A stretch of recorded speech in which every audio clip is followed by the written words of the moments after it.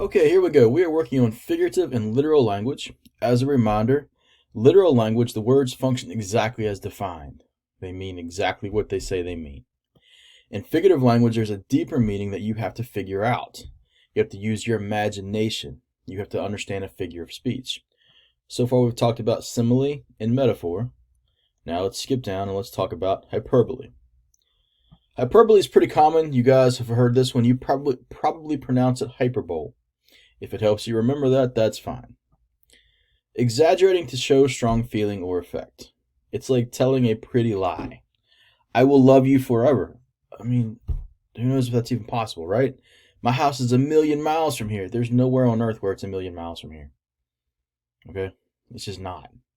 1,000,000 miles is way up in space, so it's an exaggeration. It's like it's really far from here.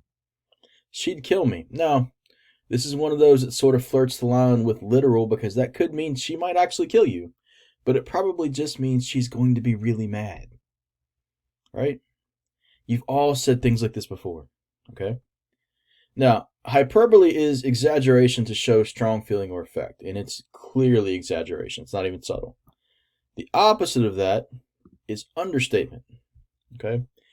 You sort of express yourself with less strength than needed or expected. It's literally the opposite of hyperbole. I'll be there in a second. Yeah, no, you won't. No one is ever there in 1 second. You know how long 1 second is? That was 1 second. Okay? You don't get anywhere in 1 second. This won't hurt a bit. Yeah, we've all heard that line from the doctor, right? Right before a shot. And it always really hurts a lot, doesn't it?